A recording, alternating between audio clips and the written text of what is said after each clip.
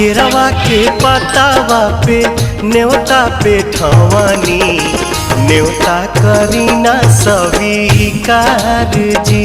हाँ लिहिनाया रख मोर आदित्य गोसाइया, परती के सुन ली पुकार जी।